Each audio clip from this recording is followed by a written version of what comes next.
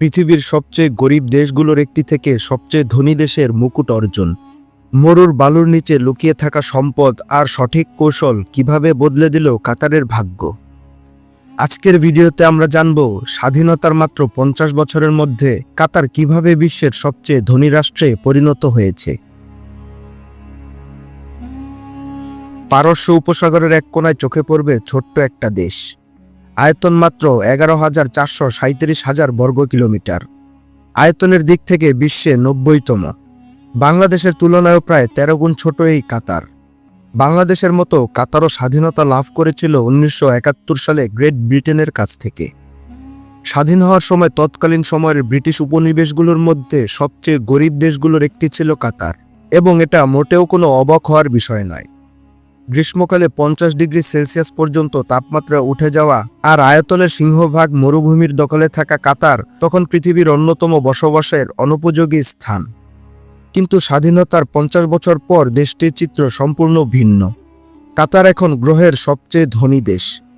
ঠিক শুনছেন, বিশ্বের অন্যতম এই ছোট দেশের মাথাপিছু বার্ষিক আয় প্রায় $1,20,000, যেটি কিনা ফ্রান্সের চেয়েও 3 গুণ বেশি। প্রায় বসবাসের অযোগ্য।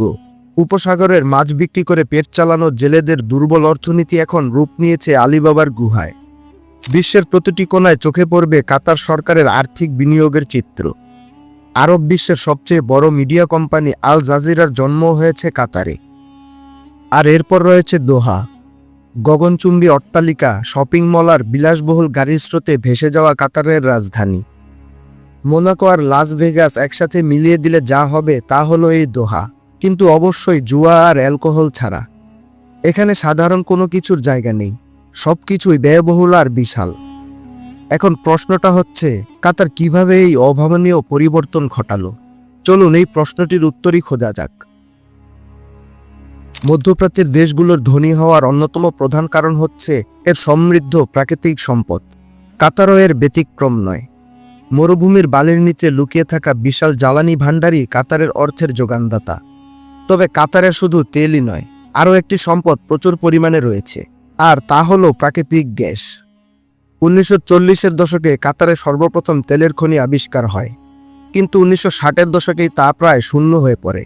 গরিব কাতারের ভাগ্যেও তাই সামান্য পরিবর্তন ঘটেছিল, কিন্তু খুব একটা বেশি নয়। 70-এর দশকে শেল কোম্পানি দেশটির সবচেয়ে বড় সম্পদ আবিষ্কার করে।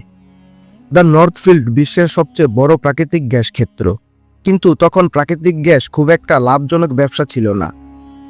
তখনকার দিনে গ্যাস শুধুমাত্র পাইপের মাধ্যমে সরবরাহ করা সম্ভব ছিল, আর মধ্যপ্রাচ্যের কোণায় পড়ে থাকা কাতার তখন শিল্পোন্নত দেশগুলোর চেয়ে অনেক দূরে, যেখানে এই গ্যাস ব্যবহার করা হবে।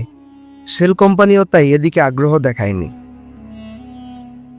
1995 সাল, হামাদ বিন খলিফা আল থানি অভ্যুত্থানের মাধ্যমে তার বাবার কাছ থেকে ক্ষমতা কেড়ে নিলেন। তার একমাত্র লক্ষ্য এই বিশাল গ্যাস সম্পদকে কাজে লাগাতে হবে, আর আমির ঠিক তাই করলেন।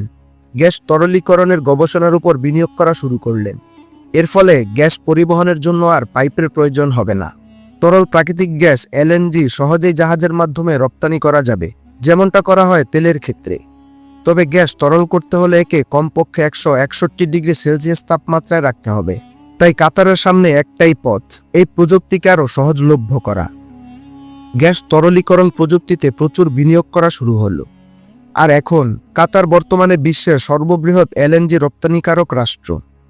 গত বছরেই এশিয়ার সবচেয়ে শিল্পোন্নত 4 রাষ্ট্র চীন, ভারত, দক্ষিণ কোরিয়া আর জাপানে কাতার তাদের উৎপাদিত এলএনজি এর 1/3 রপ্তানি করেছে। শুধু তাই নয়, কাতার এই প্রযুক্তিতে এতটাই বিনিয়োগ করেছে যে তারা এলএনজি এর উৎপাদন খরচ যুক্তরাষ্ট্রের তুলনায় 4 গুণ কমিয়ে নিয়ে এসেছে। অর্থাৎ বিশ্বের অন্যান্য যে কোনো দেশ 1 টন এলএনজি উৎপাদন করতে যা খরচ করে, কাতার সেই পরিমাণ খরচ করেই কম করে হলেও 4 টন জ্বালানি উৎপাদন করে। কিন্তু শুধু সম্পদ থাকলেই তো হবে না, বরং সেটা সুষ্ঠু ব্যবহার আর সঠিক বিনিয়োগও প্রয়োজন। তা না হলে কাতারের অবস্থা ভেনিজুয়েলা কিংবা অ্যাঙ্গোলার চেয়ে ভিন্ন কিছু হবে না। সম্পদ ছাড়াও কাতারের উন্নয়নের পেছনে আরও কিছু জিনিস রয়েছে, আর সেগুলোর মধ্যে বিনিয়োগ ব্যবস্থা অন্যতম। হামাদ বিন খলিফা আল থানি ক্ষমতা গ্রহণের পর কাতারের পরিবর্তন চোখে পড়ার মতো। তার 18 বছরের শাসনামলে কাতারের জনসংখ্যা বেড়েছে প্রায় 5 গুণ। একই সাথে পরিণত হয়েছে গ্রহের সবচেয়ে ধনী রাষ্ট্রে। তাই সাবেক আমির নিজের কাজের জন্য গর্ব করতেই পারেন। জ্বালানি সম্পদ কাজে লাগিয়ে প্রচুর আয় করেছে কাতার, কিন্তু এই অর্থ ব্যয় হচ্ছে কোথায়? উত্তর হলো, কাতারের এই বিশাল অর্থ কাজে লাগানোর জন্য গঠন করেছে কাতার ইনভেস্টমেন্ট অথরিটি। কাতারের ক্ষমতা হিসেবে পরিচিত এই ফান্ডের হাতে রয়েছে প্রায় $330 বিলিয়ন চেয়েও বেশি পরিমাণ অর্থ। আর এই ফান্ডের কাজ হচ্ছে দেশ বিদেশে লাভজনক ব্যবসায় বিনিয়োগ করা। কাতারের জনসংখ্যা মাত্র 30 লক্ষ এবং তাদের মধ্যেও মাত্র 3 লক্ষ লোক কাতারের নাগরিক। সুতরাং কিছু অঙ্ক কষলেই তাদের এই বিশাল মাথাপিছু আয়ের কারণ বের করে ফেলতে পারবেন। কাতারের এই ফান্ড বিশ্বের প্রতিটি কোণায় রিয়েল এস্টেট কোম্পানিতে বিনিয়োগ করেছে। হোটেল, অফিস, অ্যাপার্টমেন্ট কেনার মাধ্যমে লন্ডনের বেশ বড় একটা অংশ কাতারের দখলে রয়েছে। যুক্তরাষ্ট্র বিদেশি বিনিয়োগকারী রাষ্ট্রের তালিকায় কাতারের অবস্থান 4 নম্বরে। আর শুধু রিয়েল এস্টেট নয়, বিভিন্ন মাল্টিন্যাশনাল কোম্পানিতেও কাতারের বিনিয়োগের পরিমাণ আকাশচুম্বী। জার্মানির ফোক্সওয়াগেন, বার্কলেস ব্যাংক, এমনকি রাশিয়া সরকারের তেল কোম্পানি রসনেফটের বিশাল অংশ কাতারের মালিকানাধীন। বিদেশি বিনিয়োগ থেকে এবার দেশের অভ্যন্তরে কাতারের বিনিয়োগের দিকে চোখ ফেরানো যাক। ইতিমধ্যেই সড়ক ব্যবস্থা, এয়ারপোর্ট, বন্দর, গবেষণা কেন্দ্র আর বাণিজ্য কেন্দ্র তৈরিতে কয়েক বিলিয়ন ডলার খরচ করে ফেলেছে কাতার সরকার। আর এর কারণ ভবিষ্যতের জন্য তৈরি হচ্ছে কাতার, যাতে প্রাকৃতিক সম্পদের ভাণ্ডার ফুরিয়ে গেলেও কোনো সমস্যার সম্মুখীন না হতে হয়। কিন্তু সে ধরনের সমস্যা হয়তো অনেক দূরে, কারণ অদূর ভবিষ্যতে তেলের চাহিদা কমে যাওয়ার সম্ভাবনা থাকলেও গ্যাসের চাহিদা ক্রমাগত বেড়েই চলেছে। মধ্যপ্রাচ্যের অন্যান্য দেশ হয়তো দুহাতে টাকা উড়িয়ে চলেছে, কিন্তু কাতার আগে থেকেই তৈরি হয়ে আছে ভবিষ্যতের জন্য। আর এটাই পার্থক্য গড়ে দিয়েছে অন্যান্য দেশগুলোর সাথে। হামাদ আল থানি আরও একটি লক্ষ্য নিয়ে ক্ষমতায় আসীন হয়েছিলেন, আর তা হলো আন্তর্জাতিক অঙ্গনে প্রভাব বিস্তার করা। বাস্তবে কাতারকে নিয়ন্ত্রণ করত সৌদি আরবই, তাদের হাতের পুতুল আমিরকে দিয়ে। আর উপসাগরীয় যুদ্ধের সময় কুয়েতে ইরাকের আক্রমণকেও ভুলে গেলে হবে না। যদি কাতারকে ভালোভাবে টিকে থাকতে হয়, তবে আন্তর্জাতিক অঙ্গনে কাতারকে নিজের পরিচয় তুলে ধরতে হবে, প্রভাব বিস্তার করতে হবে। না হলে রিয়াদের সাথে যে কোনো ঝামেলা তাদের স্বাধীনতাকে হুমকির মুখে ফেলে দিতে পারে। এরই পরিপ্রেক্ষিতে 2003 সালে সৌদি আরব যখন মার্কিন যুক্তরাষ্ট্রকে তাদের দেশ থেকে মার্কিন সৈন্যদের সরে যেতে অনুরোধ করল, কাতার তাদের দেশে এসব সৈন্যকে আমন্ত্রণ জানাতে বিন্দুমাত্র দ্বিধা করেনি, বরং প্রায় $1 বিলিয়ন খরচ করে মধ্যপ্রাচ্যে যুক্তরাষ্ট্রের সবচেয়ে বড় বিমান ঘাঁটি আল উদিদ তৈরি করে দিয়েছে কাতার। 20 মাইল দক্ষিণ পশ্চিমে অবস্থিত এই সামরিক ঘাঁটি এখন কম করে হলেও 11,000 মার্কিন সৈন্যের বাসস্থান। কাতারের আন্তর্জাতিক প্রভাব প্রতিবেশী দুদেশ সৌদি আরব আর আরব আমিরাতের মাথা ব্যথার কারণ হয়ে দাঁড়ালো। তাই 2017 সালে জুন মাসে মিশর এবং বাহরাইনকে সাথে নিয়ে কাতারের বিরুদ্ধে অবরোধ ঘোষণা করল তারা। অভিযোগ, মৌলবাদী সন্ত্রাসী সংগঠনকে সাহায্য করা।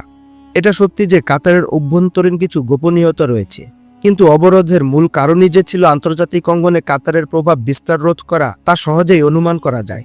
কিন্তু বাস্তবে বলতে গেলে পুরো অবরোধটাই মুখ থুবড়ে পড়েছিল, কাজের কাজ কিছুই হয়নি।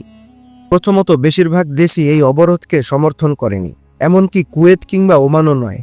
অন্যদিকে তুরস্ক আর ইরানের সাথে সম্পর্কে আরও জোর বাড়িয়েছিল কাতার, প্রমাণ করে দিয়েছিল যে কোনো ঝড় ঠেকাতে কাতার প্রস্তুত। সম্পদের প্রাচুর্যের সাথে যোগ হয়েছে শক্তিশালী বিনিয়োগ ব্যবস্থা আর আন্তর্জাতিক প্রভাব। কাতারের অভাবনীয় উন্নয়ন আসলেই প্রশংসার যোগ্য। কয়েক বছরের ব্যবধানে জেলেদের ছোট্ট গ্রাম থেকে বিশ্বের সবচেয়ে ধনী রাষ্ট্রে পরিণত হওয়া কাতার কি পারবে ভবিষ্যতে তাদের এই অর্থনৈতিক প্রভাব ধরে রাখতে? এ প্রশ্নটা না হয় ভবিষ্যতের জন্যই তোলা থাক।